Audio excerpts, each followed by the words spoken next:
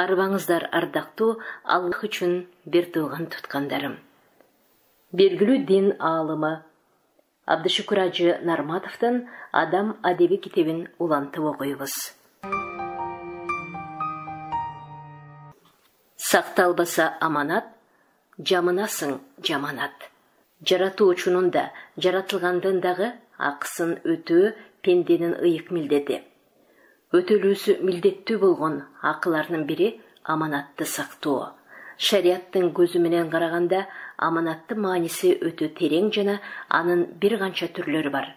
Бир сөз менен айтканда, адамдын мойнуна жүктөлгөн, эгер аткарылбай калса, Алланын алдында жооп берүүгө туура келген иштин баары аманат болуп эсептелет.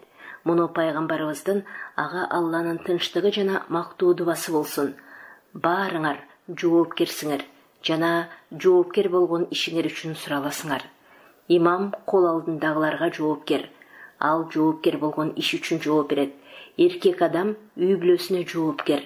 Ал дагы жоопкер болгон иш үчүн жооп берет. Аял заты күйөөсүнүн үй ичине жоопкер. Жоопкер болгон ишине ал дагы жооп берет. Кызматчы кожоюнунун мал жанына жоопкер. Ал дагы жоопкер болгон иши тууралуу суралат деген хадиси айгинелеп турат. Хадистен аманаттын бир канча түрү бар экенин жана аманат үчүн пенде суралаарын көрүп турабыз. Аманатты сактоо мусулман үчүн ыйык милдет. Жанага кыянат кылуу мусулмандын ыйманына запкысын тийгизүүчү чоң күнөө. Бул жөнүндө Анас, ага Алла ыраазы болсун, пайгамбарыбыздын ага Алланын тынчтыгы жана мактоосу болсун, аманатка бек болбогон адамдын ыйманы болбойт, келишимге бек болбогон адамдын дини болбойт дегенин келтирген. Аманатка бек болуунун зарылдыгы ушунчалык.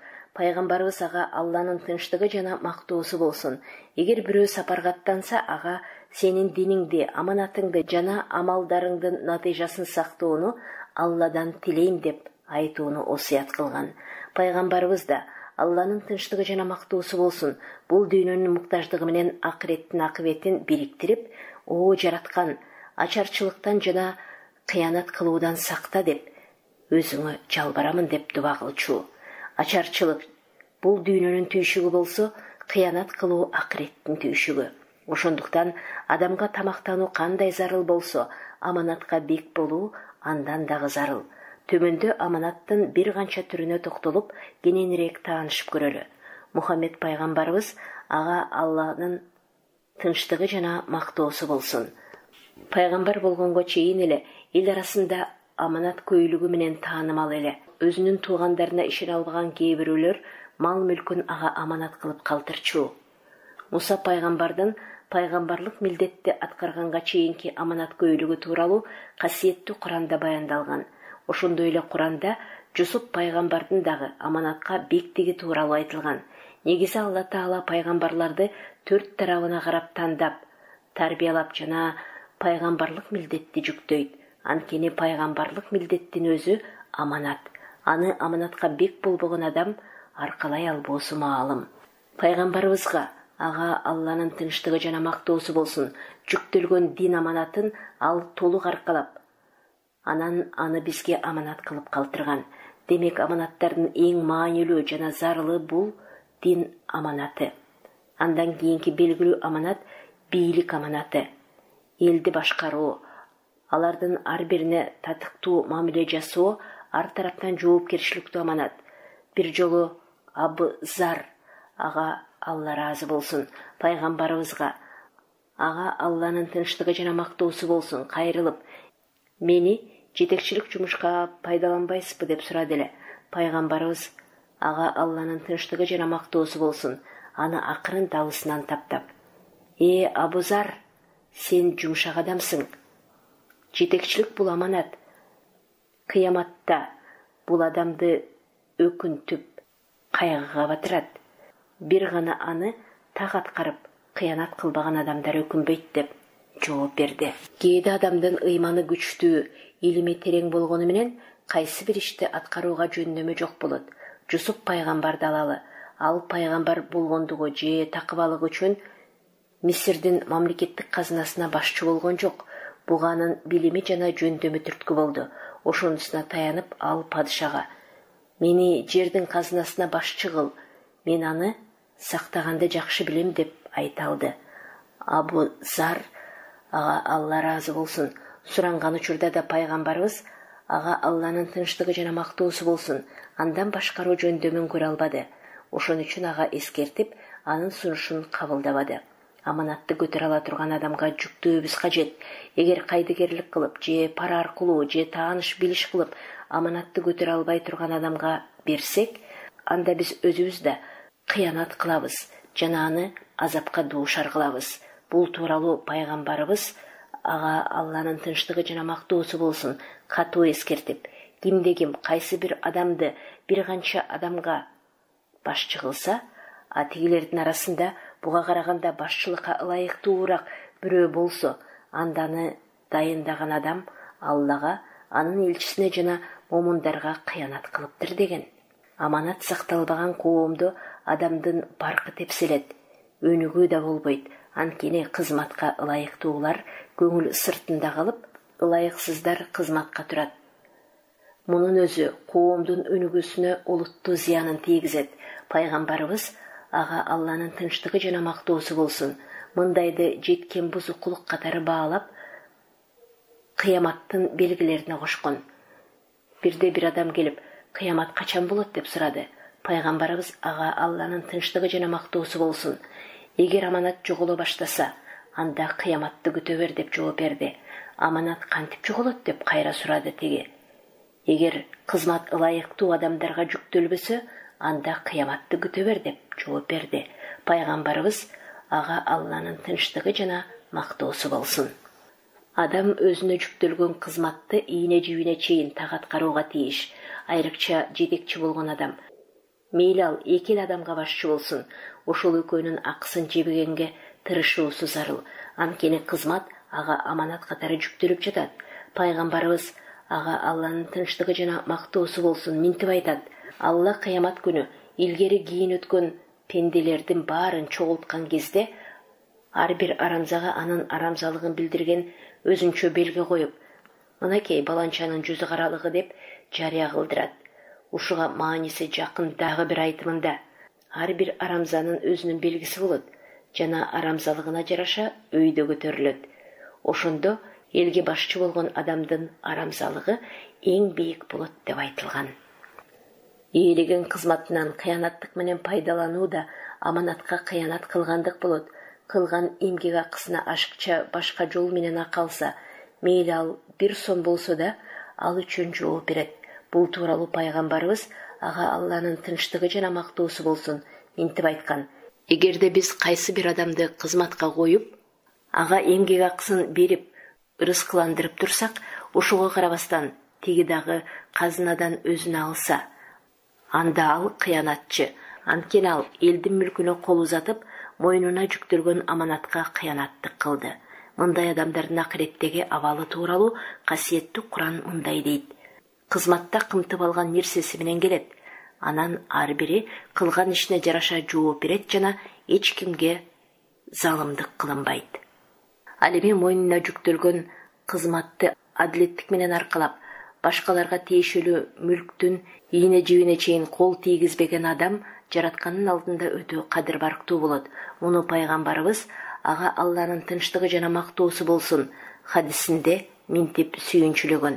Жүктөлгөн кызматында эч кимден акысын жебей, баарына так болгон адам, Алла жолунда жүргөн адам сыяктуу сый урматка татыктуу болот. Ислам бирөөнүн акысына кол узатууну катуу тыят жана муну акыреттин азабы менен эскертет.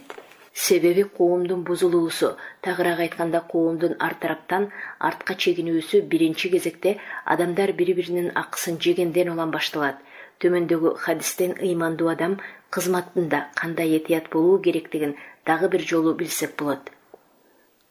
Амирдин уулу Адийдин айтымында бир жолу пайгамбарыбыз, ага Алланын тынчтыгы жана мактоосу болсун, чогулган адамдарга минтип насаат кылды: силердин араңардан кимдир бирөөңөрдү кызматка байласак, анан ал кызматынан пайдаланып ийнедей болгон бир нерсени кымтып алса, кыяматта ошол нерсесин көтөрүп келет. Пайгамбардын айтканынан катуу таасирленген бир Мадиналык адам ордунан тура калып, "О Алланын элчиси, менден кызматыңызды кайра алыңызчы" деп суранып калды. "Сага эмне болду?" деди пайгамбарыбыз. "Ага Алланын тынчтыгы жана мактоосу болсун. Тиги сиздин азыркы айтканыңызды угуп чоочулап калдым" деди.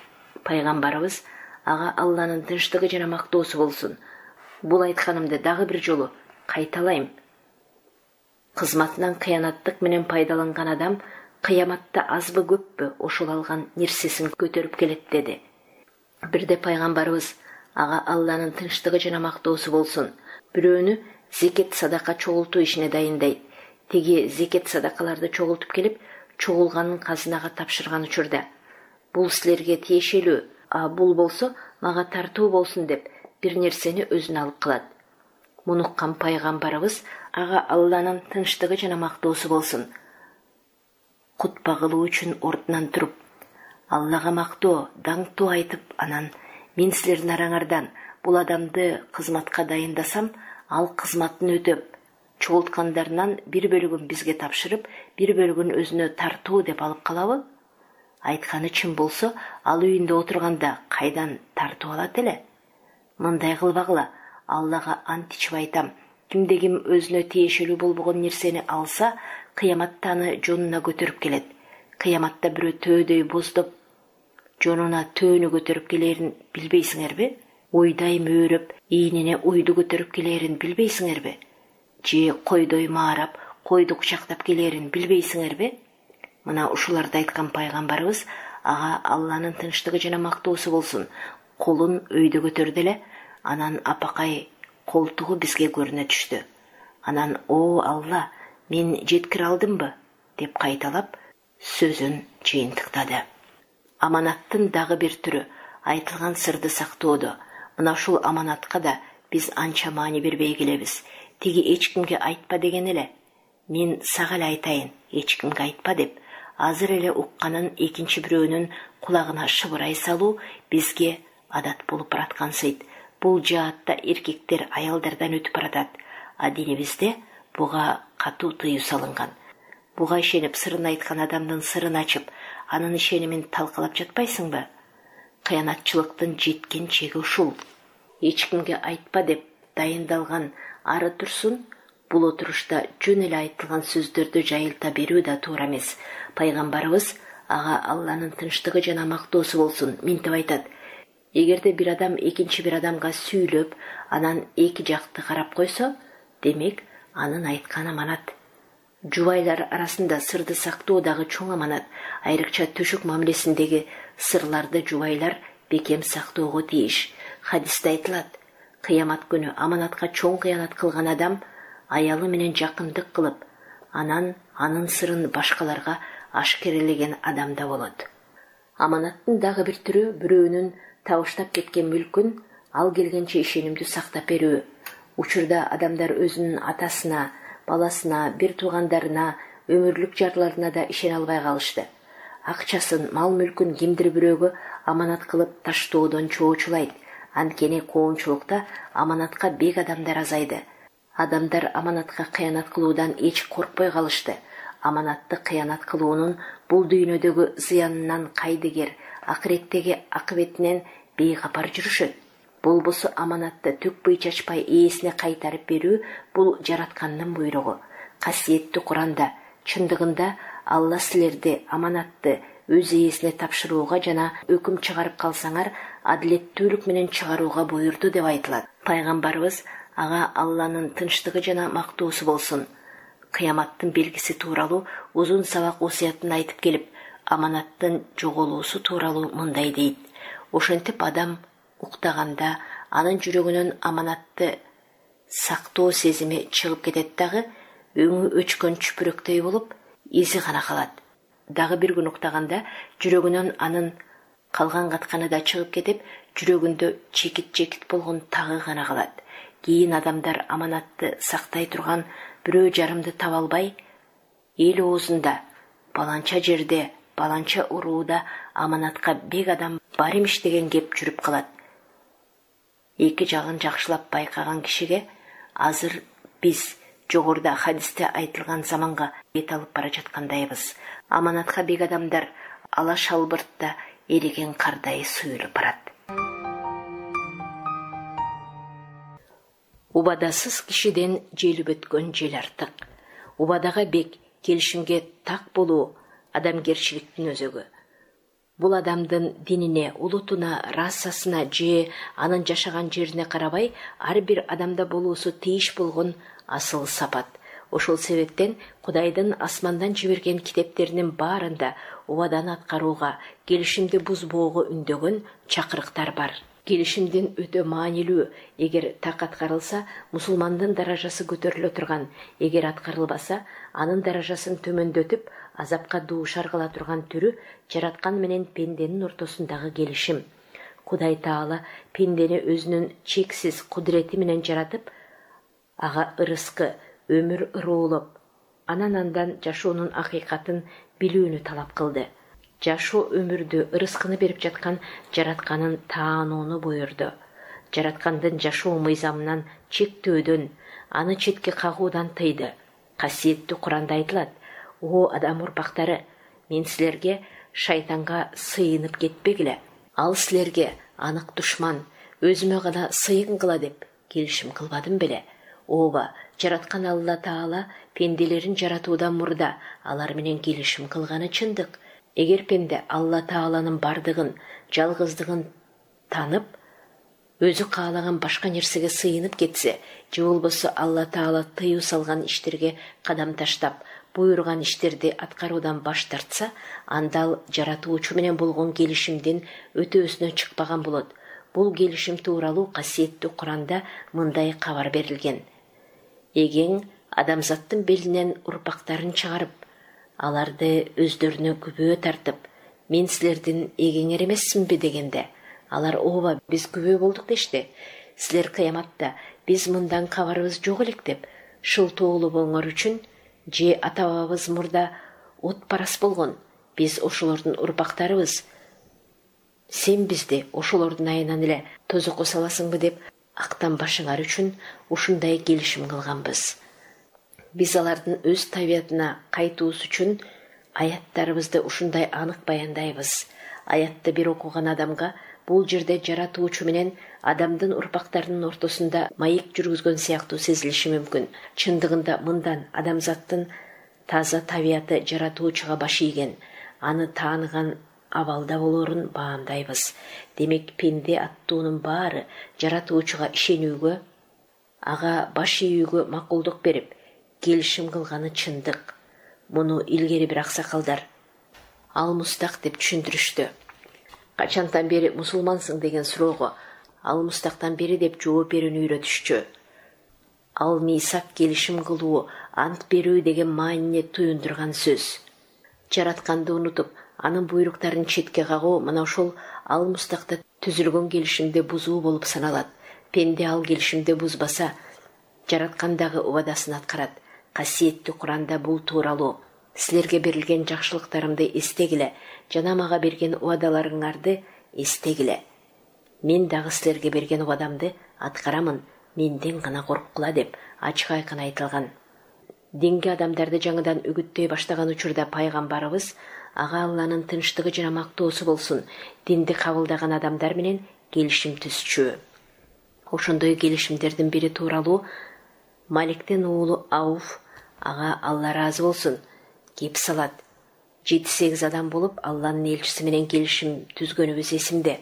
Алланын элчиси менен кол алышып, сени менен келишим кылууга даярбыз дедик.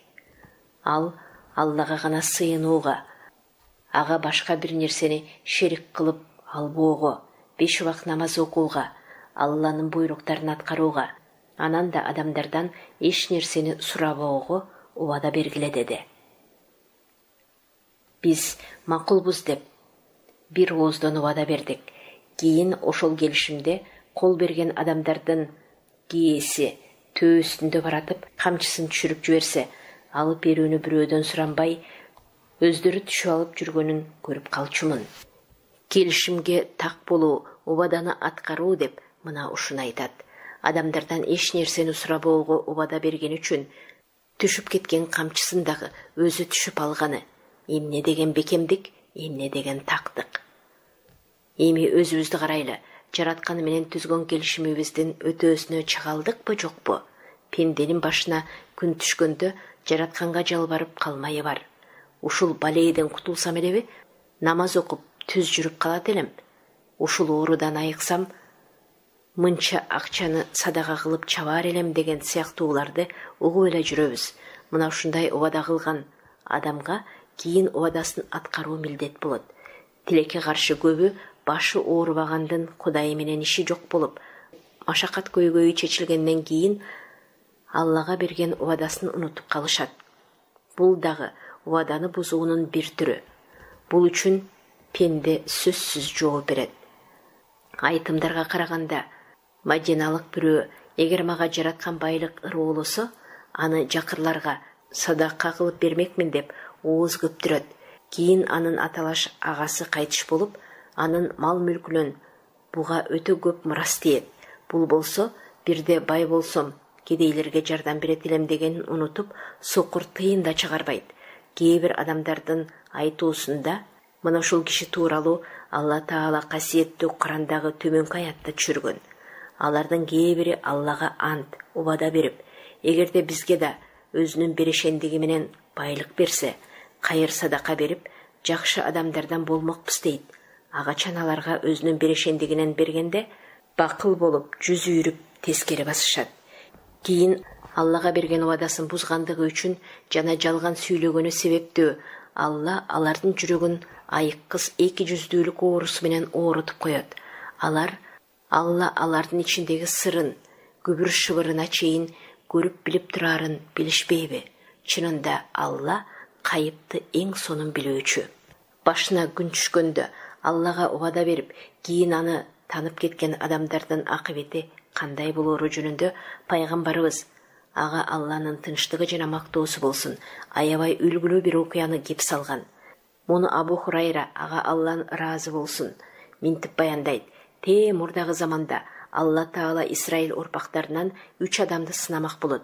Бул үчөөнүн бири ала оорусу менен ооруган, экинчисинин чачы жыбып таз болуп калган, үчүнчүсүнүн болсо көзү азиз эле. Алла Таала ала оорусу менен ооруганына бир периштени жиберет. Периште келип тигиден: "Сенин аябай самаган тилегиң барбы?" деп сурайт. Денем, бети башым өзүнө келип, адамдарды менден жийиркентип жаткан оорудан айыксам деп тилейм дейт теге. Периште анын бети башын сылап койду эле, ал оорудан айыгып, өңүнө чыгып, кебете кешпири сонун болуп калды. "Сага малдан кайсынысы жагат?" деп сурайт. "Мага төөдөн өткөн мал жок" дейт теге. Ага тууганы турган бооз бээ берилет. Мал мүлкүнө Алла береке берсин деп. Периште андан ары жолун улайт дагы таз адамга келип жолугат. "Сен эмнени самап жүрөсүң?" дейт. Периште тегеге: "Кулпурган чаш чыгып, адамдарды менден четтеткен оорудан айыгууну самайм" дейт таз. Периште анын башын сылап койду эле, чаш чыгып, келбети келишип калды. "Сага малдардан кайсынысы жагат?" деп сурайт периште. "Мага уй аябай жагат" дейт теге. Ага да бооз уй берилет. "Мал мүлкүнө Алла береке берсин" деген периште жолун андан ары улайт. Анан сокурга келип: "Сен эмнени самайсың?" деп сурайт. Ал: "Көзүм көрүп адамдардын жамалына тигилсем деп самайм" дейт. Периште анын көзүн сылап койду эле, Алла ага көрүү сезимин кайта берип, көзү көрүп калды. Периште: "Малдардын кайсынысын жакшы көрөсүң?" деп сурайт кайрадан. "Койлорду жакшы көрөм" деди теге. Ага бооз кой берилет. "Мал мүлкүңө Аллах береке берсин" дейт периште.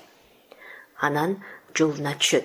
Арадан бир канча убакыт өтүп, тигилердин малы төлдөп, төөлөрү, уйлары өрөөн толуп, койлору куроо болгон мезгилде алиге периште кайра келет. Алгач ала оорусу менен ооруп айыккан адамга анын мурдагы кейпинде ала болуп барат. "Мен бир мусапырмын, сапарга келатып болгон мүлкүмдөн ажырап калдым. Эми менин Алладан, андан кийин сенден башка таянаарым жок. Сага жакшынакай түс турпат, өрөөн толо мал берген Алланын ысымы менен суранам. Мага жолго жарамдуу бир төбө берчи деп суранат. Тиги менин карызым абдан көп эле деп бергиси келбейт. Ошондо периште: "Сыягы мен сени тааныгандай болуп турам. Ала оорусу менен ооруп, адамдар сенден жийиркенген. Анан Алла айыктырып, мал мүлк тартуулаган байкуш сен болсоң керек эле" дейт. Тиги мойнуна албай: "Мунун баары мага ата-бабамдан мураска калган" дейт. Периште: "Эгер сен жалган айтсаң, анда Алла сага абалкы кейпиңди кийгизип койсун" деп басып кетет. Анан мурда таз болгон адамга анын мурдагы кейпинде таз болуп барат. Экөөнүн ортосунда жанагы ала оорусу менен болгон сыяктуу маек жүрөт. Периште ага дагы: "Эгерде жалган айтсаң, Алла сени мурдагы кейпиңе келтирсин" деп жолун улайт. Анан көзү көрүп калган адамга келет: "Мен мусапырмын, көзүмдө азиз, эми Алладан андан кийин сенден башка кайрылаарым жок. Мага үйүмө жетип алуума жардам бер" дейт. Тиги: "Мен да сокур болгом.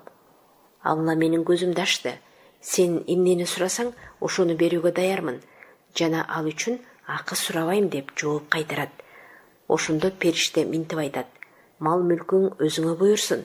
Болгону силерди Алла сынады. Алла сага ыраазы болду, а тиги экөөнө анын каары келди." Бул окуядагы тиги ала оорусу жана таз адамдар сыяктуу жараткан ыроолугун Бакты Таалайга шүгүр кылбай, аны эсинен чыгарган адамдар азыр деле жок эмес. Бирок бул мусулмандын адамгерчилигине дал келе турган сапат эмес. Ислам ортодогу келишимди, убаданы урматтайт. Айрыкча Алла менен пенденин ортосундагы убадага өтө жогору маани берилет. Андыктан жогорудагы хадисте айтылган экөөнүн кейпин кийүүдөн Кудай сактасын деп тилеп, убада келишимге так бололу. Исламдагы дагы бир маанилүү келишим нике келишими болуп эсептелет. Нике эр менен аял экөө чогуу жашоого макулдук берген келишим. Аялды өздөрүнө адал кылып алган келишимдин өтөөсүнө чыгууга милдеттүүсүңөр деп айтылат хадисте. Маселен, эркек никеде аялына берүүнү убада кылган нерсени кемитпей берүүгө тийиштигин байкайбыз. Шариятта нике кыйылган учурда эркек аялга ал өзү гана пайдалана турган кайсы бир нерсени берүүнү убада кылат. Муну махр дешет. Кеп ушул махр жөнүндө болуп жатат. Азбы көппү эркек убада кылган нерсесин аялга берүүгө тийиш. Пайгамбарыбыз, ага Алланын тынчтыгы жана мактоосу болсун, бир хадисинде никедеги убаданы бузган адам тууралуу минтип айткан: кайсы бир эркек аялга аздыр көптүр махрды убада кылып үйлөнсө, бирок ниетинде аны алдоо болсо жана анын акысын бербей жүрүп өтүп кетсе, ал ойноштук кылгандай эле күнөөгө батат. Ошондой эле бирөөнү кайтарып бербөөнү ниет кылып карыз алса, анан бербей жүрүп өтүп кетсе, ал оорулук кылгандай эле күнөөгө батат. Эркек менен аялдын ажырашуусу дагы никедеги келишимди бузуу болот. Никеде мен баланчанын кызы баланчаны өз ыктыярым менен аялдыкка алдым деген сөзүнүн өтөөсүнө чыга албай ажырашууга бел байлаган эркек сөзсүз күнөөгө кириптер болот. Ажырашууну каалаган аял да ошол сыяктуу. Ошондуктан өтө олуттуу себеп болбосо ажырашууга бел байлоого болбойт.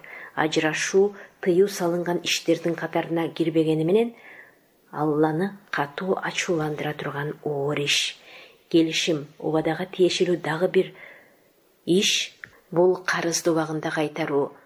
Берүүгө мүмкүнчүлүгү болуп туруп, карыз сураган адамдын колун куру кайтаруу адамгерчилик эмес. Ала каргада аласаң болсун деп элибиз бекеринен айтпайт да.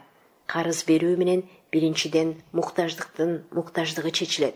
Экинчиден ортодо ынтымак пайда болот. Үчүнчүдөн карыз берүүчүнүн каражаты сакталат. Бирок карыз алуучу аны айтылган мөөнөтүндө кайтарып берүүгө тийиш. Карыз бул эки адамдын ортосундагы келишим. Айтылган мөөнөттө карызын кайтарбаган адам келишимди бузган болот. Чынында өтө муктаж болуп, анан бирөөдөн кайра кайтарып берүүнү ниет кылып, карыз алган адамдын карыздан кутулуусуна Алла жардам берет. Бул тууралуу пайгамбарыбыз, ага Алланын тынчтыгы жана мактоосу болсун, мындай дейт: кимде-ким кайра кайтарып берүү максаты менен карыз алса, аны кайтарууга Алла жардам берет. Ал эми кимде-ким бербей коюуну максат кылып карыз алса, Алла аны берекесиз кылат.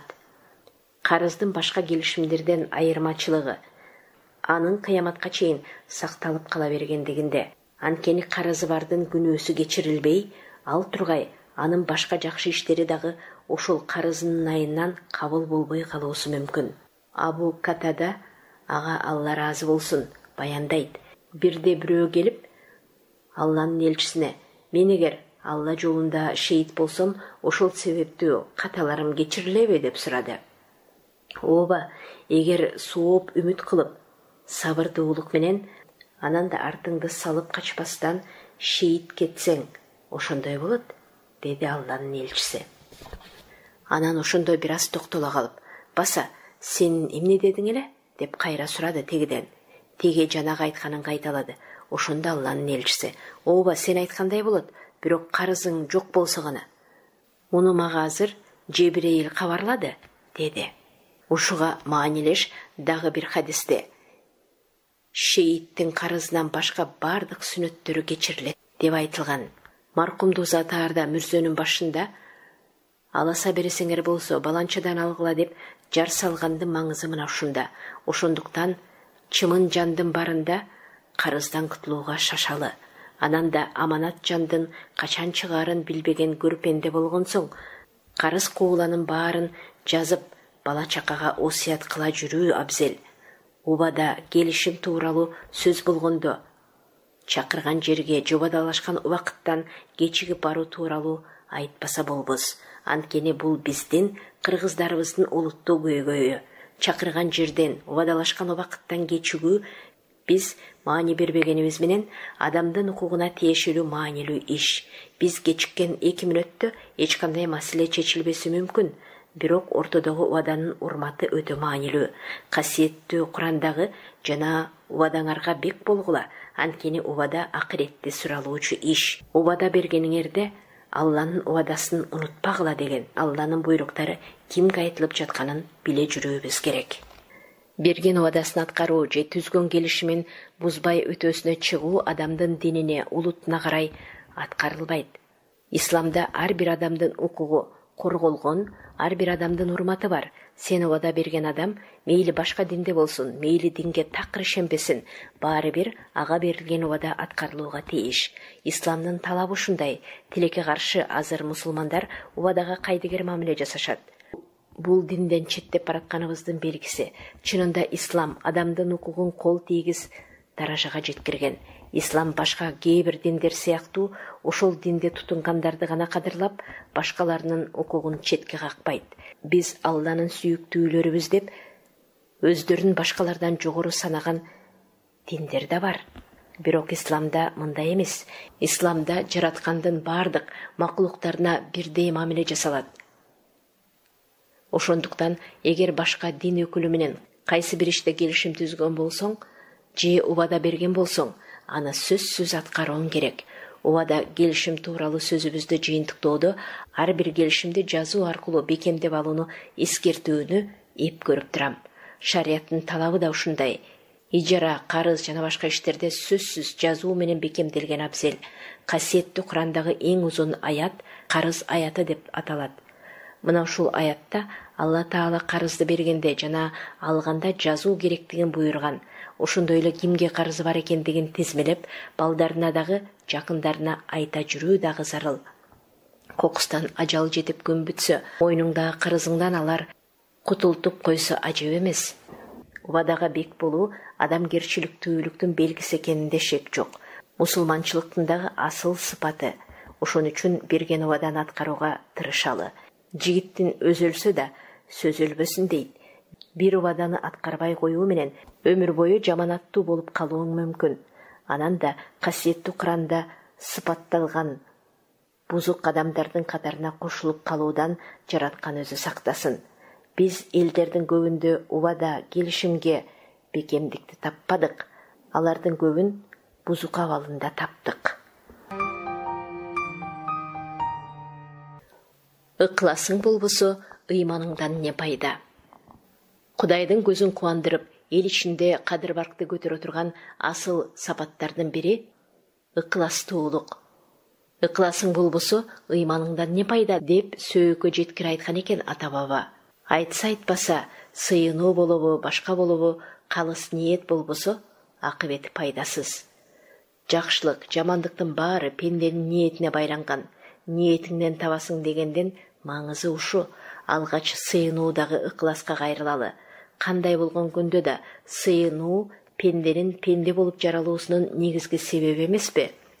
Жараткан Алла пенде затты жаратуудагы максатын жиндерди жана инсандарды өзүмө сыйынуулар үчүн жараттым деп түшүндүрөт.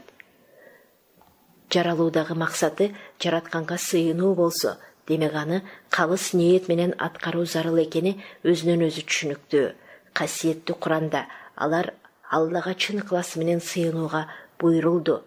Кимде ким эгесине бактылуу жолугууну самаса, жакшы иш-аракеттерди аткарсын жана ушул сыйынуусунда Аллага эч кимди шерик кылбасын деген сыяктуу аяттар көп кездешет. Мындан сыйынуунун кайсы түрү болбосун сөзсүз ниет ыкластын түздүгү менен кабыл болоорун билсек болот. Намазды алалы, сыйынуу ритуалдарынын эң маанилүүсү, пенденин мусулмандыгын ачык айгын элеп турган амал, мусулмандардын даражасын көтөрө турган амал, бейиштин ачкычы деп бааланган амал. Ошого карабастан, эгер намаз Алла Тааланын ыраазычылыгына жетүүдөн башка ниет менен окулса, андай окуган адам азапка кабылат. Касиеттүү Куранга үңүлсөк, намазын жалкоолонуп, адамдарга көрүнүү үчүн окуган пенделерге азап болсун деген сыяктуу аяттар көзгө илинет. Же зекет садаканы алалы, буларды калыс ниети менен Алланын ыраазычылыгы үчүн аткарса, болуп көрбөгөндөй чоң сооптуу иш экени талашсыз. А эгер бул ишти аткарууга ниет башкага бурулса, анда анын сообу жоголгон ары турсун, күнөөгө дагы кириптер кылат. Сөзүбүзгө мына бул аят далил. О ыймандуулар, Алла Таалага жана акыретке ишенбеген жана мал дүйнөсүн адамдарга эл көрсүн үчүн садака кылуучу кишилерге окшоп, садакаңарды колко кылуу жана жаман сөзүңөр менен жокко чыгарбагыла. Алар топурак чаң баскан таш сыяктуу. Ага нөшөрлөгөн жамгыр жааса жууп жылаңаштап коет. Ушул сыяктуу алар жасаган иштеринен эч нерсеге ээ боло албай калышат. Алла Таала каапыр коомду туура жолго баштабайт. Ыкластан ажырап калган жүрөк мына ушундай. Айдасаң, эгин өнбөгөн таштак талаадай ээнсирейт. Ошон үчүн иштин аз же көбүндө эмес, ал ишти аткаруудагы ниет, ыкластын түздүгүнө маани берилүүгө чакырган пайгамбарыбыз, ага Алланын тынчтыгы жана мактоосу болсун. Диниңде ыкластуу бол, ошондо бактылуу болууңа аз эле амал жетиштүү болот деген. Иш-аракеттин баары ниетке жараша. Ар бир адам ниетиндегисин табат. Ким Алла жана анын элчиси үчүн көрсө, анын көрүүсү ошол үчүн болот. А ким дүнүйө үчүн көчсө, аны табат. Ким үйлөнүү үчүн көчсө, үйлөнөт. Ар бир адамдын көчүүсү анын ниетине жараша болот деген осуяттан калыс ниеттин баасы ачык көрүнүп турат. Бул хадис бардык хадис топтомдорунун башкы бетинде хадистердин ана башы болуп жазылат. Себеби андан ары айтылчу хадистердеги иш-аракеттердин баары ушул хадистеги калыс ниетке жараша болот. Хадисте эмне үчүн көчүү мисалга келтирилгенин аңдоо үчүн хадистин эмне себептен айтылган тарыхына көз чаптыралы. Пайгамбарыбыз, ага Алланын тынчтыгы жана мактоосу болсун, баш болуп, мусулмандар Мадинадан Меккеге көчүп келишкенде, алардын ниети бир гана Алланын ыраазычылыгы үчүн динди сактоо болгон. Бирок 5 кол бир эмес. Алардын арасында бир адам Меккеге башка ниет менен көчүп келет. Тагыраак айтканда, Меккелик Умму Хайс деген аял, Хайстын энеси, тиги кишиге эгер Меккеге көчүп келсең, сага турмушка чыгам деп шарт коет. Мына ушул шартты аткарып ал, Меккеге көчүп келет жана никесине жетип, Умму Хайска үйлөнөт. Бирок башка мусулмандар жеткен сооп сыйлыктан ал куру калат. Эч кайсы булакта бул адамдын аты аталган эмес. Анткени динде кайсы бир адамдын кемчилигин жарыя кылуу болбогон жорок. Андыктан анын атын пайгамбарыбыз да, сахабалар да атаган эмес. Ошентип өтө баалуу иш-аракеттер дагы ниеттин туура эместигинен баасын жоготуп коюусу мүмкүн. Тескерисинче ниеттин тууралыгы менен калыстыгы кээде түк көтөрбаган иштин даражасын көтөрөт.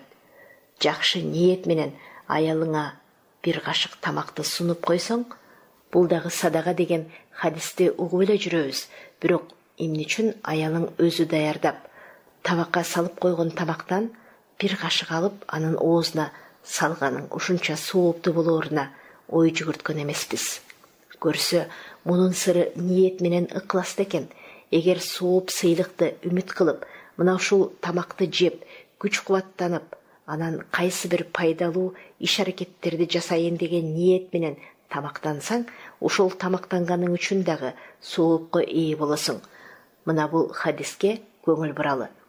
Өзүңдү тамактандырганың да сен үчүн садака, балаңды тамактандырганың үчүн да сен үчүн садака, аялыңды тамактандырганың үчүн да сен үчүн садака, кызматчыңды тамактандырганың да сен үчүн садака.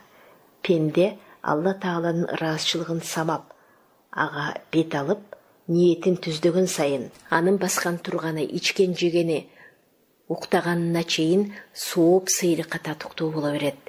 Андыктан пенде ою жетип, бирок колу жетпеген ишке өкүнбөй эле койсо болот. Колунда жоктугунан садака чыгара албай, муктаждарга жардам колун суна албай жатканына өкүнгөн бир туугандарым төмөнкү сүйүнүчтүү хадистерге сарасеп салсын. Кайсы бир мусулман көчөт эксе же эгин эксе, андан канаттуулар болобу, адамдар болобу ооз тийсе, бул тиги мусулман үчүн садака болот. Ким башкаларга зыян тийгизбей, душмандык кылбай үй салса же бак тиксе, андан даражасы бийик Алланын кайсы бир макулдугу, Алла жараткан нерселер пайдаланса, качан алардын пайдасы тийбей калганга чейин сооп сыйлыгы жазыла берет. Мына ушул сыяктуу бир катар хадистер аткарылган иштин натыйжасы анын аз же көптүгүндө эмес, анын кандай ниетте аткарылгандыгында жатканын айгинелейт. Эми дүйнөлүк жумуштарды аткаруудагы ыкластуулуктун маанисине бир аз токтололу. Кайсы мекеме, ишкана болбосун, анын кызматкерлери биринчи кезекте жетекчиликтен айбыгып иштерин так аткарышат. Эгер жетекчиликтин көзөмөлү жок болсо, бул жерде жумуш дароо басаңдайт. Муну баарыбыз көрүп билип жүрөбүз. Учурдагы коомдун бутуна тура албай, өлкөбүздөн оңоло албай жатканынын бир себеби да ушул. Эгерде адамдын жүрөгүндө ар бир иште Алла Тааланын ыраазычылыгы үчүн аткарам деген калыс ниети болсо, анда ага эч кандай көзөмөлдүктүн кереги жок. Аны күн сайын текшеришпесе да, жашыруун камера менен аңдышпаса да, ал кызматын так аткара берет.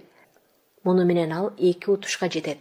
Башкача айтканда, бир ок менен 2 коен атты деген сөз. Биринчиден, мойнундагы милдетти так аткарат. Ал үчүн жетекчиликтен алкыш угат. Айлык маянасы көтөрүлөт. Ошол эле учурда өлкөнүн өсүп өнүгүүсүнө салым кошот. Экинчиден, аткарган жумушун Алла Тааланын ыраазычылыгы үчүн жасаган себептүү акыретте да анын сооп сыйлыгын алат. Бул ар бир өзүн мусулманмын деп санаган адамга тиешелүү. Ошондой эле анын кесибинин да айырмасы жок. Мейли чабан, мейли мугалим, мейли ашпоз деги ким болбосун, ниетин Алла Тааланын ыраазычылыгына буруп койсо, анын эки дүйнө жашоосу берекелүү болуп, Кудай да ыраазы, Кудагый да ыраазы дегендей эле болору шексиз. Ыклас ниет тууралуу сөзүбүздү жыйынтыктоодон мурда кадырлуу пайгамбарыбыздын, ага Алланын тынчтыгы жана мактоосу болсун, Алла силердин өң түз дене түзүлүшүңөргө маани бербейт, ал силердин жүрөгүңөргө карайт деген накылын эстетүүнү эп көрүп отурам. Себеби элдин көбү сырткы көрүнүшүн аябай тыкан тазалып жүрүүгө тырышат да, жүрөктүн тазалыгына көңүл бурбайт. Туура мусулманчылыкта адамдын сырткы көрүнүшү дагы таза болуусуна маани берилет. Бирок жүрөктүн тазалыгы бул адамдын акыреттик тагдырын чече турган нерсе. Жүрөктүн тазалыгы тууралуу кийинчерээк дагы кенен чонун сөз козгойбуз. Азыр ниет ыклас тууралуу сөзүбүздү кадырлуу пайгамбарыбыздын, ага Алланын тынчтыгы жана мактоосу болсун, моуреки хадиси менен жыйынтыктайлы. Ким намазын окуп, зекетин берип жүрсө жана дүйнөдөн Аллага ыклас кылган тейде өтүп кетсе, бул жашоодон Алла ага ыраазы болгон абалда ажырайт. Жигит сөзүнөн, ийне көзүнөн сынат. Адамдагы сүйлөө касиети жараткандын пендесине берген өтө баалуу белеги. Муну жараткан Алла Таала өзүнүн чексиз мээрими менен бир гана адам баласына ыроологон. Мына ушул адам баласынын гана насиби болгон сүйлөө касиетин ардактап, туура пайдалануу инсандын ыйык милдети. Тилдин сөөгү жок экени маалым, аны пайдалануу инсандын эркинде. Бирөө жакшылыкка пайдаланса, бирөө жамандыкка пайдаланат. Исламда тилди кантип пайдалануунун жолу даана көрсөтүлгөн. Эстүү адам сөз оозунан чыкканча ойлонууга тийиш. Айтаар сөзү маани маңыздуу болсо айтып, пайдасыз келжирек болсо тилин тишине катып отурганы жөн. Керексиз келжиреген сөзүн тыйып унчукпай отуруунун өзү сооптуу иш. Абдулланын уулу Масуд, ага Алла ыраазы болсун, жер бетинде тилди тегерете тосуучу тосмо куруудан өткөн зарыл жумуш жок деп өтө таамай айткан экен. Чарыктык киши. Сөз оозуңдан чыкканча сенин кулуң, оозуңдан чыгып кеткенден кийин сен анын кулусуң деген нусканын түпкү мааниси да мына ушунда. Керексиз сөзгө аралашпоо ийгиликтин башат экени касиеттүү Куранда айтылган.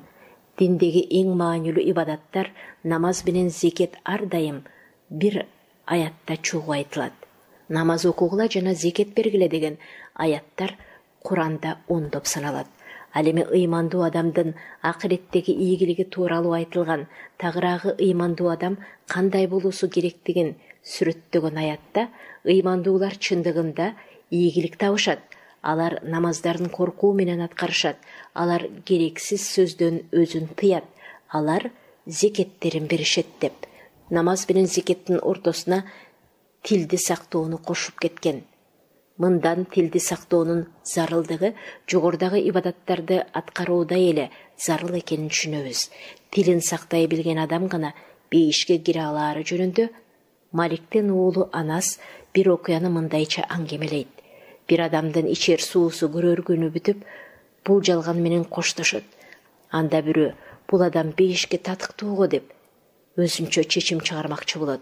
Анын айтканын угуп калган пайгамбарыбыз, ага Алланын тынчтыгы жана мактоосу болсун, сен анын зарылдыгы жок учурунда керексиз сүйлөөнүн жана кемип калбай турган нерсесинен берүүгө бакылдык кылганын билбейт окшойсуң, деп анын айткандарын төгүндөйт. Пайгамбардын, ага Алланын тынчтыгы жана мактоосу болсун, бул айтканы анын эгерде экердиңдин жана эки бутуңдун ортосундагы мүчөлөрүңдү күнөөдөн аруу сактоого убада берсең, сенин бейишке кирүүңө убада берем деген хадисине мамилелеш экенин байкайбыз. Демек, адам бейишке татыктуу болуш үчүн сөзсүз тилине ээ боло билиши керек. Дагы бир хадисте, эгерде кайсы бир адам айланасындагыларды күлдүрүү максатында керексиз сөздү сүйлөсө, 7 кабат асмандан кулагандай кулайт. Чынында адам аягына караганда тилинен көбүрөөк чыгылат деп айтылган. Элибизде эзелтен айтылып келген, аягынан жаңылган турат, тилинен жаңылган турбайт деген макал элибиз мурдатан эле дин менен эри шаркак жашап келгендигин айгинелейт. Жакшы сөз жан эргитет, жылуу сөз жылаанды ийинен чыгарат деген сыяктуу накылдарды күндө угуп жүрсөк да, ага анча маани бербей келебиз. Чындыгында ушунун баары жараткандын пендеге ыроолугун, сүйлөө касиетин аздектеп, аны туура пайдаланууга үндөйт. Адам болуп жаралганы жараткан ага ушуну осуят кылып келет. Касиеттүү Куранда жараткан Алла Муса пайгамбардын доорундагы Исраил уулдарын жакшы сүйлөөгө чакырганын минтип баяндайт. Эстегиле, биз Исраил урпактарынан Алладан башка Кудайга сыйынбагыла, ата-эне, тууган урук, жетим жесир, бейбачараларга жакшылык кылгыла, адамдарга жакшы сөздөрдү сүйлөгүлө, намаз окуп зекет бергиле деп ант убада алган элек. Ага чейинки жана андан кийинки пайгамбарлар дагы, алардын ичинен Мухаммед пайгамбарыбыз ага Алланын тынчтыгы жана мактоосу болсун, өзгөчө адамдарды жакшы, жагымдуу сүйлөгөндөгөн. Ыймандуу адам дос душманга бирдей жакшы сүйлөөгө тийиш. Мунусу менен ал досунун достугун бекемдейт, а душманын доска айлантат. Мына ошондо ортого от жагып, адамдарды душмандаштырган шайтандын бели сынат. Муну жараткан Алла, менин пенделерим айт, жакшы сөздөрдү гана сүйлөшсүн. Чынында шайтан алардын ортосуна от жагат. Шайтан инсандын ачык айкын душманы деп түшүндүргөн. Шайтандын миң түркүн азгырыгынын бири адамдарды бири-бирине жек көрсөтүү, анан душмандаштыруу, акырында кан төктүрүү. Бул азгырыгын ар кандай жол менен ишке ашырат. Шайтандын бул куулугун токтотчу иш адамдардын бири-бирине жакшы сүйлөөсө экени жогорудагы аятта айтылды. Жылаанды ийнинен чыгаргандай эле жылуу сөз душмандын дагы жүрөгүн жибитет, көңүлүн көтөрөт, ачуусун басат. Касиеттүү Куранда бул жөнүндө минтип айтылат. Жакшылык менен жамандык эч качан бирдей болбойт. Оройлорго да сылыктык менен жооп бер. Ошондо сени менен ортоңордо душмандыгы бар адам да боорукер дос болуп чыга келет. Адамдарга бир нерсе берүү менен жагуу кыйын. Берген учурда жаксаң да, бербей калсаң, жакшылыгың дароо эле унутулат. Анын үстүнө дайым эле берип турганга мүмкүнчүлүк болбой калуусу да мүмкүн. Ал эми жакшы сөз менен жылуу мамиле эч качан унутулбайт жана табылбай кала турган кымбат нерсе да эмес. Пайгамбарыбыз ага Алланын тынчтыгы жана мактоосу болсун. Мал мүлкүңөр менен адамдарга жага албайсыңар, жарык маанай, жагымдуу сөз менен жагасыңар деп осуят айткан. Бир бечарага садага берип, анан анысын кайра-кайра айтып мактанып, же садага берген үчүн тигини кемсинтип, күнөө тапканча жөн гана жылуу сөз менен айтып коюу абзел экенин Алла Таала минтип баяндайт. Жагымдуу сөз жана кечиримдүүлүк артынан заар сөз ээрчиген садагадан жакшы. Алла беймукташ, пейли жумшак. Анас, ага Алла разы болсун, кеп салат. Бир киши пайгамбарыбыздан, ага Алланын тынчтыгы жана мактоосу болсун, мага менин бейишке кирүүмө себеп боло тургандай иштерди үйрөтүңүзчү деп суранганда, пайгамбарыбыз ага Алланын тынчтыгы жана мактоосу болсун, ачкалардын курсагын тойгуз, тааныбасаң дагы салам айт, же уктап жатканда туруп намаз оку, ошондо беймарал бейишке киресиң деп жооп кайтарды. Пайгамбарыбыздын ага Алланын тынчтыгы жана саламаттыгы болсун жообунан адамдардын бири-бирине салам айтуусу дагы жакшы сөз экендигин жана ошол аркылуу адам бейишке татыктуу болоорун баамдайбыз. Жакшы сөз, жылуу маанай жалаң гана мусулмандардын арасынан эмес, башка дин өкүлдөрүнөн да болуусу керектигин жараткан Алла Куранда минтип айткан. Эгерде китеп берилгендер Яхуди жана христиандар менен талашып тартышып калсаңар, жакшы сөздөр менен талашкыла. Эгерде талашып тартышууда жакшы сөздөрдү сүйлөө зарылдыгы болсо, анда жайчылыкты айтпаса да түшүнүктүү эмеспи? Жогоруда башка динди тутунгандар менен талашып тартышууда жакшы сөздөрдү айтуу зарыл экени жөнүндө азын оолак сөз козгодук. Чындыгында талашып тартышуунун өзү жакшы иш эмес. Жөнөкөй эле талашуунун аягы душмандашууга, ал тургай урушуп, согушууга алып баруусу мүмкүн. Анткени ыйманы толук, адептүү, өзүн өзү карман алган адам эле талаш тартышта өзүн басып жакшы сүйлөбөсө, адамдардын көбү өзүн токтото албай кызуу кандуулукка алдырары белгилүү, илим билимдүү, маданияттуу деп эсептелген адамдардын дебаттарынан дагы мындайды көрүп эле жүрбөйбүзбү? Ошол үчүн зарылдыгы болбосо талашып тартышуудан оолак болгонго не жетсин. Элдин эмне дегенине маани бербей, жолунда түз жүргөн адам кырсык балейден алыс болоору шексиз. Үндөбөсөң үйдөй балейден кутуласың дегендин мааниси да ушунда. Жакшылыкка жакшылык ар адамдын белгиси, жамандыкка жакшылык эр адамдын белгиси экенин жараткан Алла касиеттүү Куранда мындайча сүрөттөйт. Рахмандын пенделери алар жер бетинде кичпейил болуп жүрүшөт. Наадандар аларга орой сүйлөсө да, алар силерге тынчтык болсун деп коюшат. Мындай адамдар мактоого татыктуу экенин алдыдагы аяттан дагы баамдасак болот. Алар экесе көп сооп ала турган адамдар, себеби алар сабыр кылышты, күнөөнү сооп иштер менен жууп коюшту. Биз ырыскы кылып берген нерселерден кайыр садака кылышкан жана пайдасыз сөздөрдү укканда ага көңүл бурбай, бизге өз ишибиз, силерге өз ишиңер. Силерге тынчтык болсун, а биз болсо наадандардан болууну каалабайбыз дешти. Талашып тартышууда же оозуна ээ боло албагандар менен чогуу отурганда чынында эч кандай пайда жок. Андай жерде адам канчалык сабыр кылбасын, акыры чыдамы чегине жетери чын. Ошондуктан ач кулактан тынч кулак болуп, мындайлардан алыс эле болгон оң. Мусаяптын уулу Саид, ага Алла ыраазы болсун, аңгемелейт. Бизде пайгамбарыбыз, ага Алланын тынчтыгы жана мактоосу болсун, жолдоштору менен чогуу отурган болчу. Адамдардын бири Азирети Абу Бакирге, ага Алла ыраазы болсун, болбогон сөздөрдү айтып, айыптай баштады. Азирети Абу Бакир, ага Алла ыраазы болсун, унчукпады. Тиги айтканын экинчи жолу кайталады. Азирети Абу Бакир, ага Алла ыраазы болсун. Бул жолу да аны көңүл сыртында калтырды. Бирок тиги ошону менен тим болбой, үчүнчү жолу дагы айтты.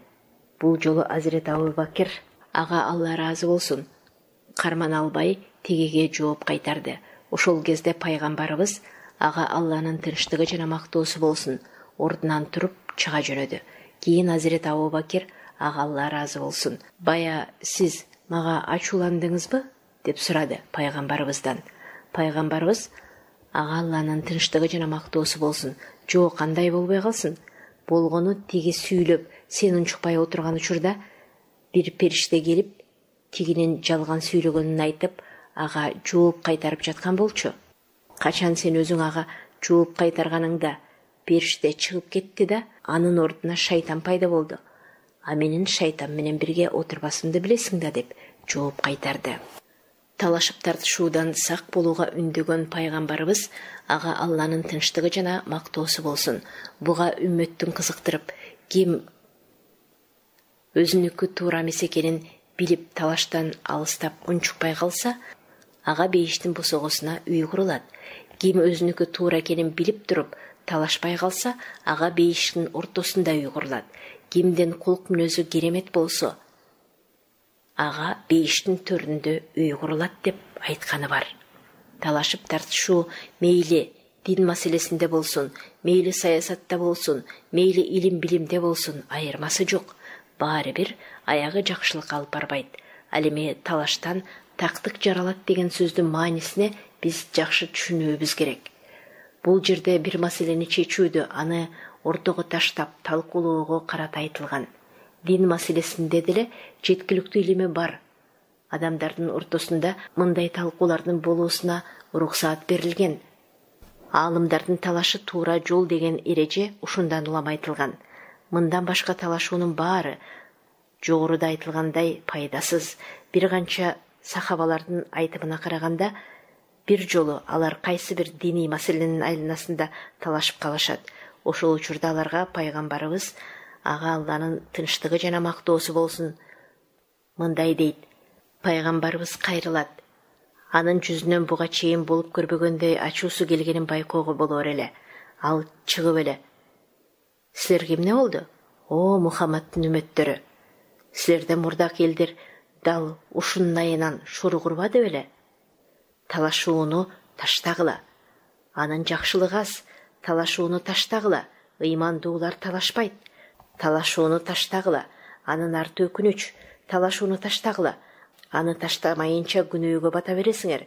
Талашууну таштагыла. Кыяматта талашуучуларга колдоо көрсөтпөйм. Талашууну таштагыла. Биз Бейиште 3 түрдүү үйдү убада бергенбиз. Ошонун эң жогоркусу өзүнүкү туура болсо да талаштан унчукпай калган адам үчүн курулган. Талашууну таштагыла. Раббим мага адамдардын бут айкелдерге сыйынуусуна тыюу салуудан кийин эле талашып тартышуусуна тыюу салууга буйруган деп айтты. Адамдарды кылган кылыгы жана тили менен шылдыңдаган бардык шылдыңдоолорго азап тозок болсун. Бул аят тилинин заары менен башкаларга уусун чачкан адамдардын баарына тиешелүү. Тагыраак айтканда, тили менен каргаган, урушкан, талашкан, ушактаган, кыйбат кылган, сөккөн, басмырлаган, жемелеген, жалган айткан жана башкалардын баарына тиешелүү. Жогоруда тилдин башка бирөөнүн укугуна тиешелүү жагына токтолгон жокпуз. Жалаң гана жеке адамдын өзүнө тиешелүү керексиз сөздөрдү сүйлөө, өзүнө тиешеси болбогон сөзгө аралашуу, зарыл болбогон маселелерди өз ара талашуу жана башкаларды айтып өттүк. Мына ушулардын канчалык зыяндуу экенине токтолдук. Ал эми башка бирөөнүн укугуна тиешелүү болгон учурда күнөө үстүнө күнөө кошулары шексиз. Маселен бирөө бейпайда сөздү сүйлөп келжиресе, ошого жараша бул келжиреген сөзү менен бирөөнү жамандап кыйбаттаса, анда экиси көбүрөөк күнөөгө батат. Пайдасыз сүйлөгөнү бир, кыйбат кылганы бир. Ошондуктан динибизде адамдардын бир жерге чогулуп алып, бекер отуруусу жек көрүлгөн. Эки адамдын башы бириксе эле, саясаттан кеп козгогон азыркы заманда айрыкча этият болуу зарыл. Болбосо сөөгү жок кызыл тил менен кимдир бирөөнү көрдөн алып сууга, суудан алып көргө салып жибергенибизди өзүбүз да байкабай калабыз. Күнөөдөн эмес, күнөөгө түртүүчү иштин алдын алган динибиз ошон үчүн адамдардын ар кайсы жерде топтолуп отуруусуна тыюу салган. Оозуна ээ боло албагандар эл чогулган жерде жеткиликтүү күнөө топтоп алаары белгилүү. Бирде пайгамбарыбыз ага Алланын тынчтыгы менен мактоосу болсун. Сахабаларына кайрылып, жол боюна отуруудан сак болгула деп насаат кылган. Алардын арасынан бирөөлөрү эгер чогулуп сүйлөшүү зарылдыгы чыгып калсачы деп сурады. Пайгамбарыбыз ага Алланын тынчтыгы жана мактоосу болсун. Эгер жол боюна отуруп калсаңар, анда жолдун акысын берип отургула деди. Жолдун акысын кантип беребиз деп сурады тегилер. Көзүңөрдү сактагыла, өткөн кеткендерге тоскоол болбогула, саламга алик алгыла, жакшылыкка чакырып, жамандыктан тыйгыла деп жооп кайтарды. Пайгамбарыбыз ага Алланын тынчтыгы жана мактоосу болсун. Жыйынтыктап айтканда, өзүн маданияттуу мусулман катары эсептеген ар бир адам тилине этият болуп, салаватын сактап, ар бир сөздү ойлонуп сүйлөөсү керек. Мына ушул адамгерчиликтин жогорку чеги. Ойлонбой айтылган сөздүн азабы бул дүйнөдө да, акыретте да тиет. Пайгамбарыбыздан ага Алланын тынчтыгы жана мактоосу болсун. Айтылган бир насаатты такыр эстен чыгарбообуз керек. Пенде ойлонбой туруп бир сөздү айтат, бул сөз Алланын ачуусун келтирет. Алланын ачуусун келтире турган сөздөн Алла өзү сактасын. Болбосо бизге окшогон көрпенде эки сөзүнүн биринде эле жаңыла бериши мүмкүн. Ошон үчүн жаман сөз, жаман көздөн сактоосун. Ичер суубуз бүткөн күнү эң акыркы сөзүбүз ыйман келмеси болуусун жараткандан жалынып сураналы. Жүрөгү таза, тынч уктайт. Таза жүрөк тууралуу сөз козголсо, жанагы Кудайды тааныбаган, өмүрүндө чекесин саждага койбогон, анан менин жүрөгүм таза, башканын эмне кереги бар деп чыга келгендер тууралуу айтылат экен деп ойлобогула, бай болгурлар.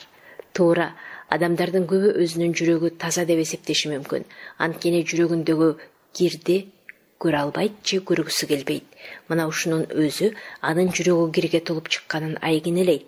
Чыныгы жүрөгү таза адам ар дайым жүрөгүн тыңшап, аны байкап, кандайдыр бир кара өзгөйлүктүн каратагы пайда боло баштаса, аны дароо тазалаганга аракет кылат.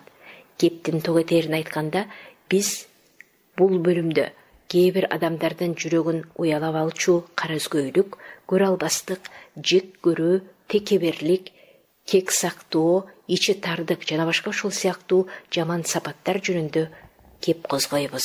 Пайгамбарыбыз ага Алланын тынчтыгы жана мактоосу болсун. Ар дайым оо жараткан, Бул таңдамага же башка бир пендеңе берилген жакшылыктын баары сенден. Сен шеги жок жалгызсың. Сага мактоо айтып, шүгүр кылабыз деп дуба кылчу. Бул дубадан пайгамбарыбыз ага Алланын тынчтыгы жана мактоосу болсун, өзүн эмес, өзгөлөргө берилген жакшылыкка кубанып, шүгүр кылганын көрөбүз.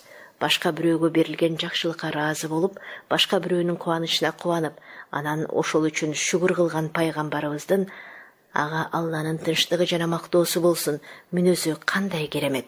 Пайгамбарыбыз ага Алланын тынчтыгы жана мактоосу болсун бирөөнүн кубанычына кубанат эле, бирөөнүн кайгысына кайгырат эле.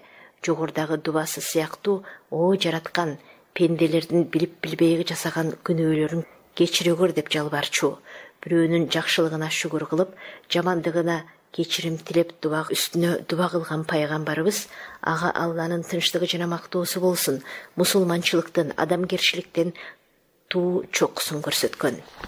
Жүрөктүн кири адамдын жакшы иш-аракеттерин жокко чыгарып коет. Адамдын өзүн ичи сыртына окшошпогон эки жүздүүгө айлантат. Мал аласы тышында, адам аласы ичинде деп ошон үчүн айтылган. Адамдын ичи сыртына окшобой калгандан кийин андан баарын күтүүгө болот. Ал эми таза жүрөктүү адамды Алла колдойт. Бирин эки, азын көп кылат. Ошентип отуруп, адамдардын эң кадыр барктуусуна айланат.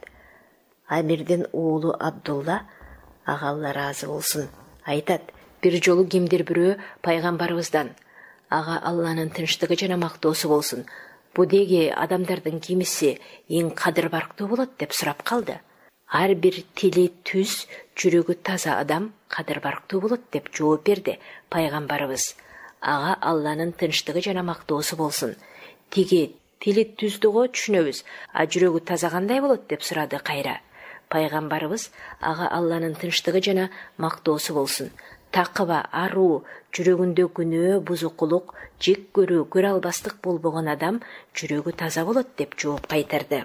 Бул хадистен мусулман жеке өзүнүн кызыкчылыгы үчүн жашабастыгын, анын жүрөгү жалпыга бирдей согуп, жогорудагы жаман сапаттардан таза болуусу керектигин байкайбыз.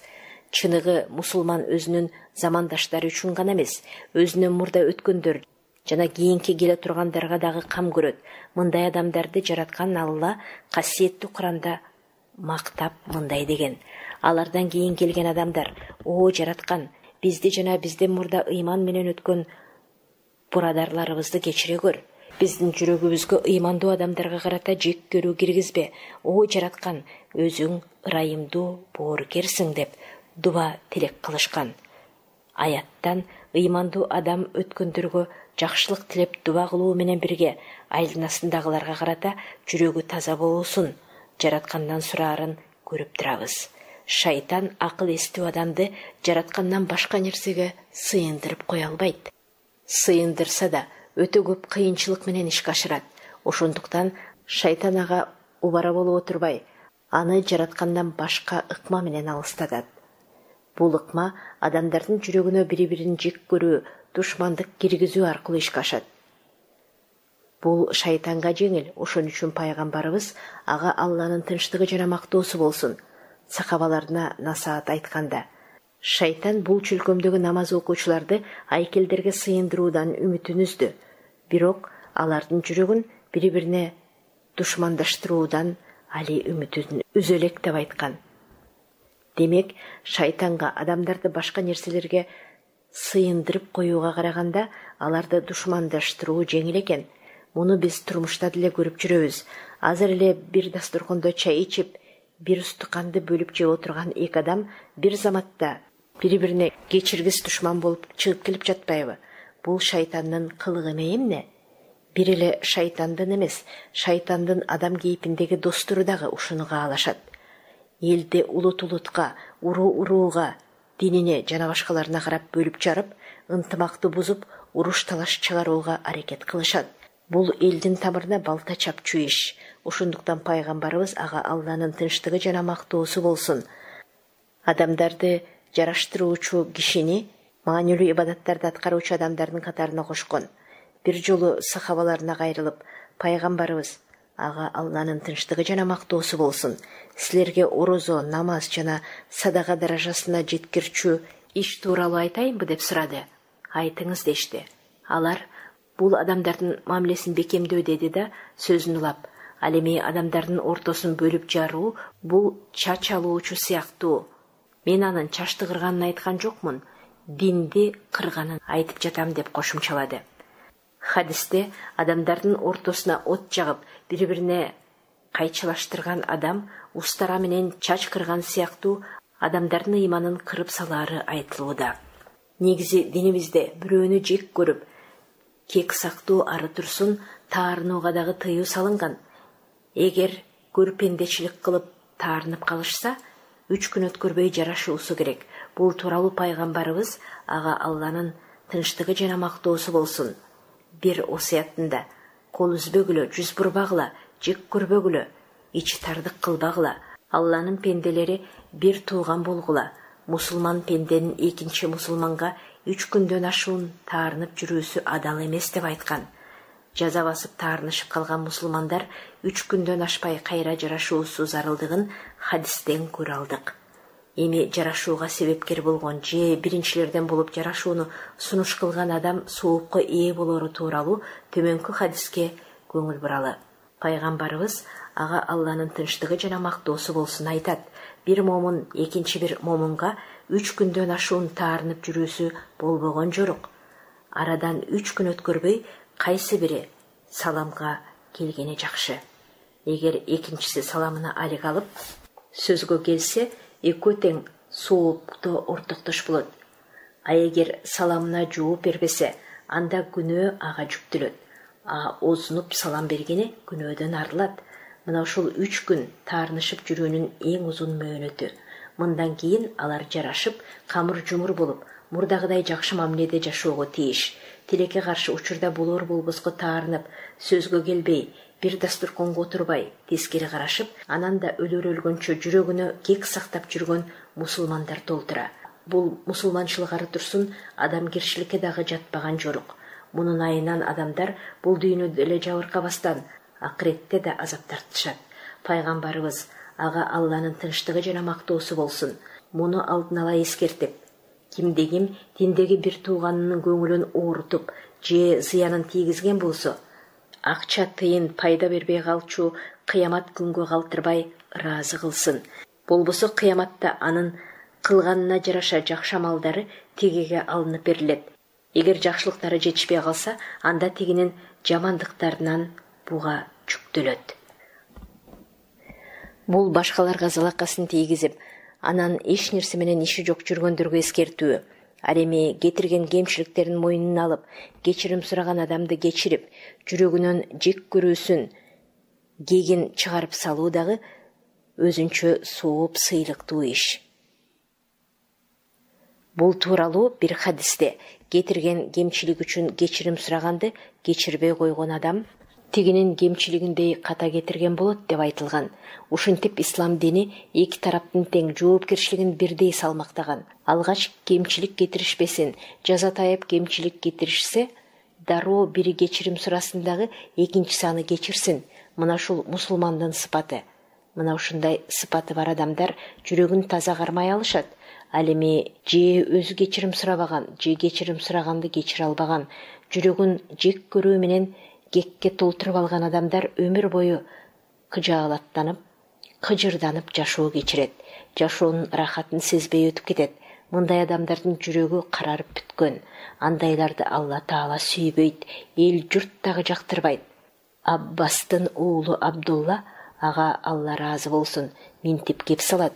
Бир жолу пайгамбарыбыз, ага Алланын тынчтыгы жана мактоосу болсун, сахабаларынан: силерге адамдардын эң жаманы ким экенин айтып берейинби деп сурады.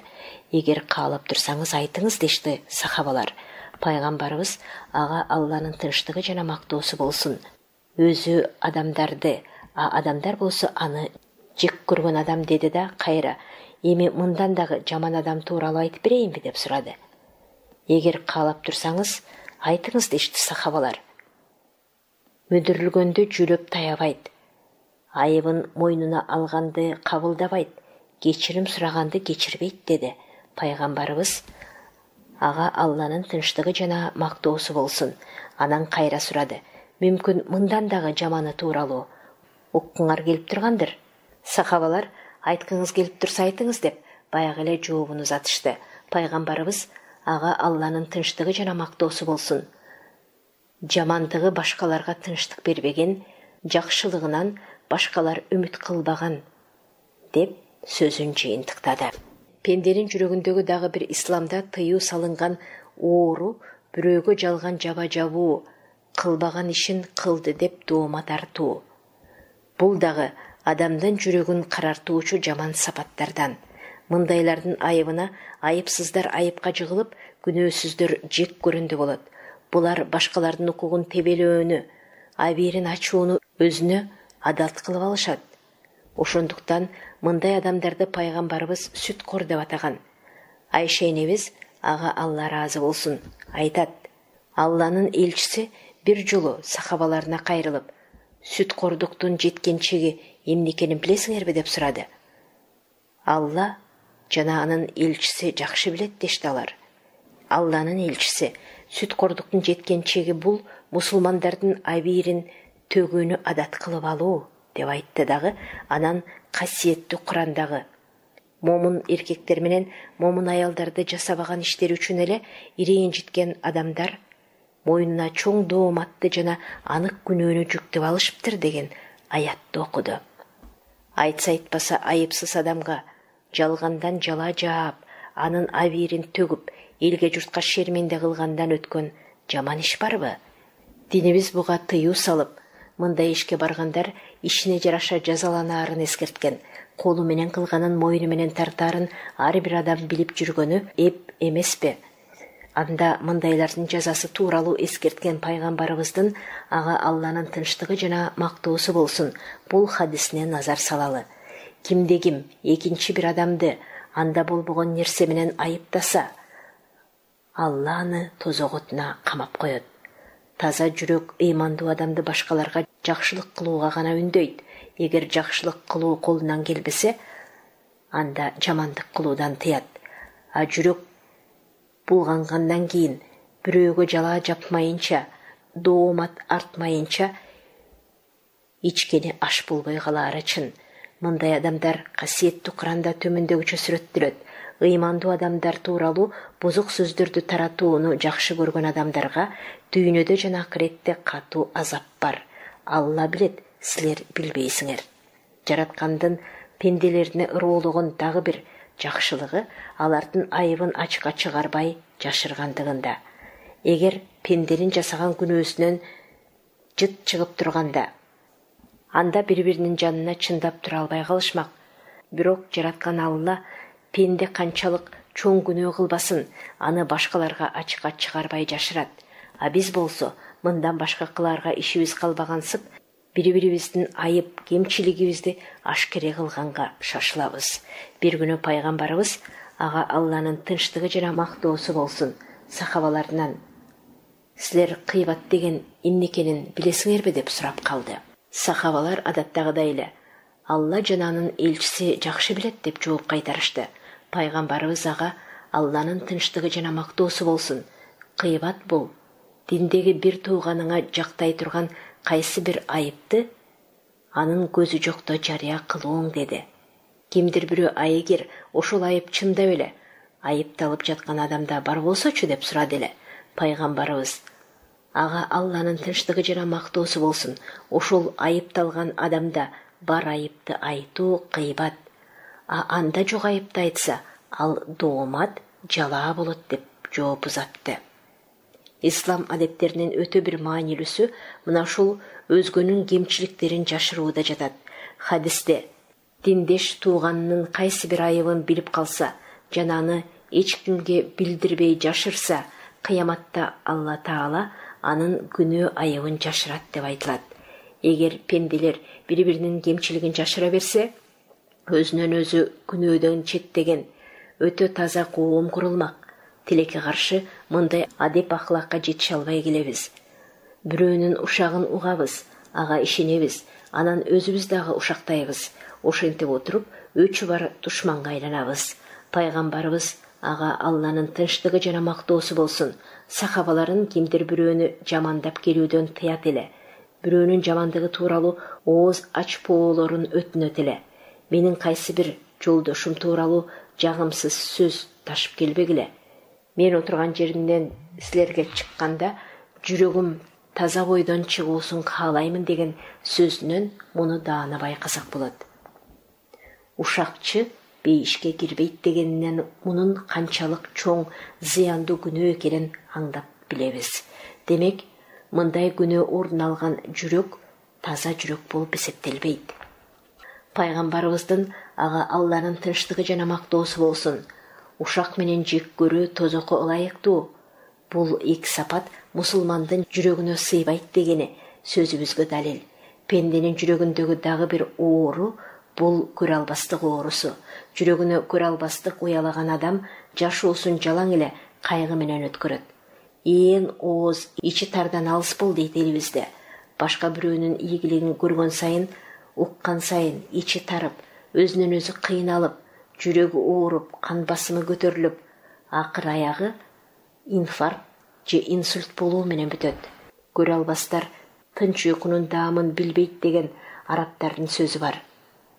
Бирөө кан басымы көтөрүлүп, башы ооруп, ооруканага жатып калса, экинчиси шакыйына эмне себеп деп сураса, тиги кошунам уткан туура 4 буттуу велосипед деген экен.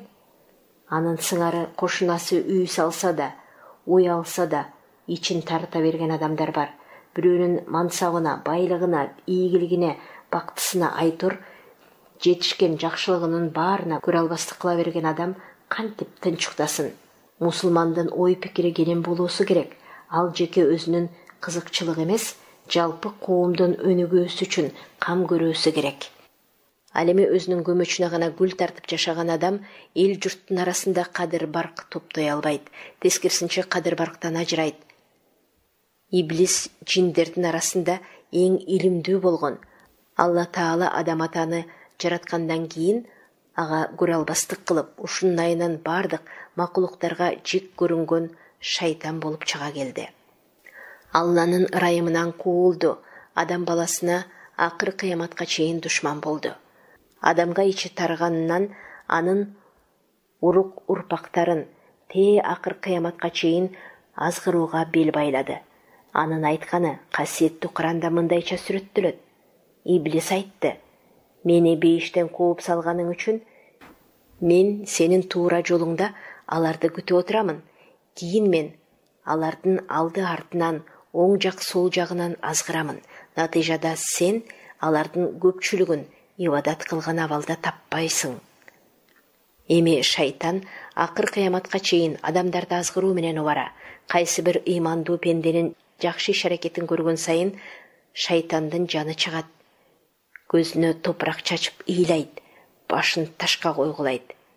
Элестетип көрүңүз, жер бетинде мындай ыймандуу адамдардын саны канча?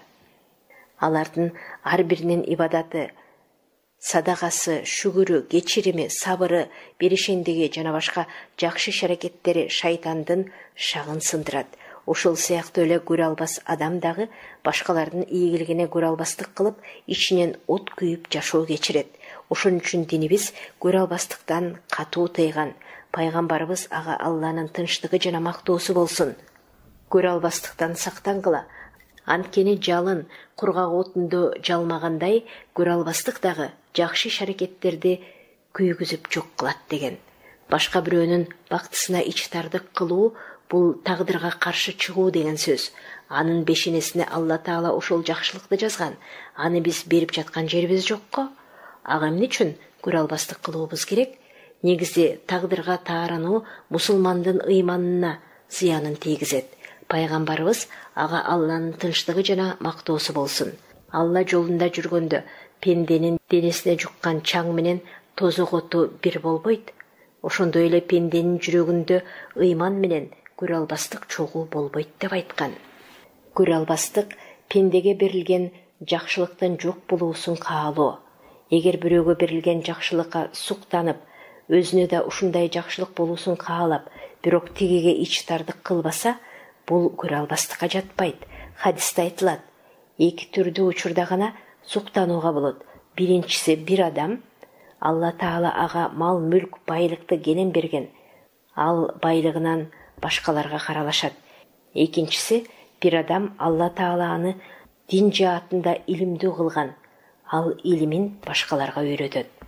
Мына ушундай адамдарга суктанып, мен дагы ушул сыяктуу байып, башкаларга жардам берсем, мен да ушул сыяктуу илим алып, башкаларды окутсам деп эңсөө күнөө эмес. Адамга эң кыйыны күн сайын адам болуу дегендей, пенде күн сайын өзүн жакшы жагына өзгөртүп турууга аракет кылуусу керек. Ислам дининде да ушуга аябай көңүл бурулган. Күн, апта, жыл өткөн сайын мусулмандын адеби оңолууга тийиш, айыбы азайып, жүрөгү тазалануусу керек. Динибиз ушуга үндөйт жана тарбиялайт. Айрыкча башкаларга жакшы мамиле кылууга өзгөчө маани берилет. Мисал катары, алгач күнүмдүк мамилени алсак, мусулмандын эң зарыл ибадаты күн сайын окулуучу 5 убак намазы. Эгер мусулман башка бирөө менен араздашып, таарыныша турган болсо, анданын күнүмдүк ибадаты кабыл болбойт. Пайгамбарыбыз ага Алланын тынчтыгы жана мактоосу болсун айткан. 3 түрдүү адамдын окуган намазы кулагынан өйдө көтөрүлбөйт. Алардын биринчиси элге имам болгон, бирок эл аны жаман көргөн адам. Экинчиси күйөөсү ага ачууланып, таң атырган аял. Үчүнчүсү карым катнашты үзгөн бир туугандар. Ал эми апталык мамилеге келсек, Алла Таала пенденин абалын ар дайым карап турат. Эгер бул аптада жүрөгүн тазалап, ичи тардык кылбай, эч ким менен урушпай, эч кимге таарынбай жүргөн болсо, анда майда күнөөлөрүн кечирип, жасаган жакшы иш-аракеттерин кабылдайт. А эгер тескерисинче болсо, анда аны кабыл кылбайт. Бул тууралуу пайгамбарыбыз ага Алланын тынчтыгы жана каалоосу болсун минтип айткан. Пенденин аткарган иш-аракеттери ар бир дүйшөмбү жана бейшемби күндөрү Аллага көтөрүлөт. Бул күндөрү Алла Таалага шерик кошпогон бардык пенделердин күнөөсү кечирилет. Бир гана диндеш, бир тууганы менен таарынычы бар пенденин күнөөсү кечирилбейт. Алла Таала буларды качан жарашканга чейин кое тургула деп айтат. Ошондой эле мусулман пенде жыл бою кимдир бирөөгө кек сактап, же таарынып, же жек көрүп жүрбөөгө тийиш. Эгер мындай кыла турган болсо, анданын жылдык жасаган жакшы иштери текке кетет. Хадисте мындай баяндалат: чынында Алла Таала жыл сайын Шаабан айынын жарым түнүндө пенделерине кайрылат, кечирим сурагандарды кечирет, ырайымдууларга ырайымын төгөт. Ал эми жүрөгүнө кек сактагандарды ошол абалында калтырат. Алла Таала ушинтип пенделерине күндөп, апталап, жылдап убакыт берет. Мына ушундан кийин да жүрөгүн тазалабай жүргөн адамга эмне дейбиз? Жүрөктүн тазалыгы дүйнө жашоосунда да, акыретте да адамга кадыр барк топтойт. Бул дүйнөдө эл алдында сыйлуу болсо, акыретте Алланын алдында сыйлуу болот. Бул дүйнөдө жашоосу тынч болсо, акыреттеги жашоосу бейиш болот. Ошон үчүн ар бирибиз жүрөктү таза сактоого тырышалы.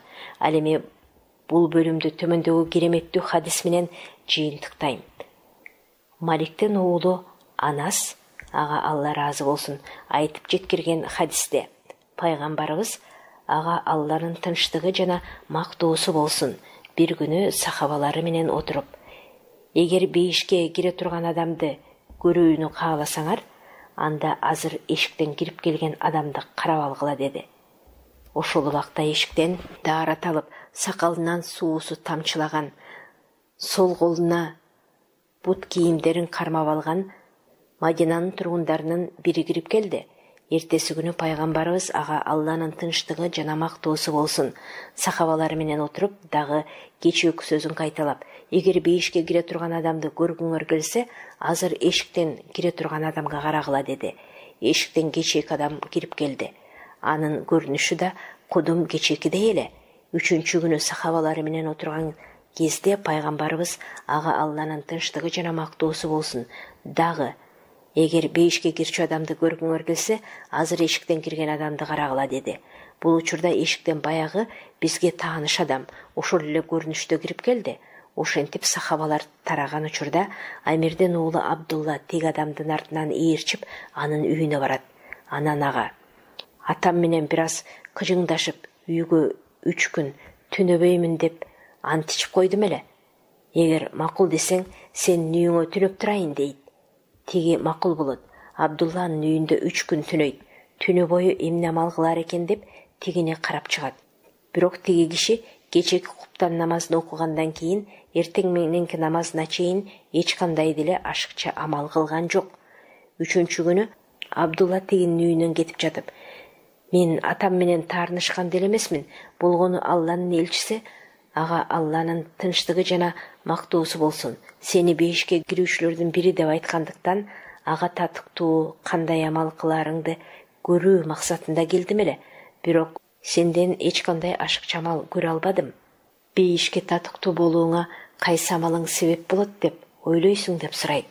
Ошондо теги: "Менин эч кандай ашыкча амалым жок. Болгону күн сайын жатаар маалда мага кандайдыр бир зыян келтирген адамдардын баарын кечирдим" деп жүрөгүмдү жек көрүү кектен тазалап, анан жаздыкка баш коем деп сырын ачкан.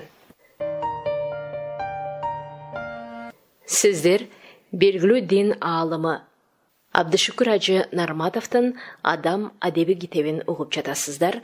Китептин уландысы кийинки чыгарылышта окуган Кипариса Сурахманова.